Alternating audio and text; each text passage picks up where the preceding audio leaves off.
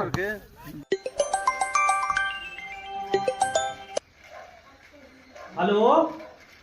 हाँ प्रणाम भैया। हाँ तनी हमारा बाबा के दिखावे के बा, खांसी हो गइल बा। ठीक बा, लाइन लगा दियो नंबर। अरे नंबर लगावे के बा।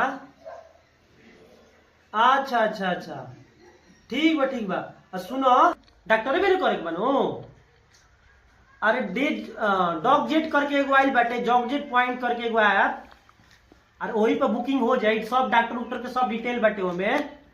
जाए के बाद ऐप पे सब डॉक्टर के लिस्ट आ जाए, आरा पटना सब जगह के।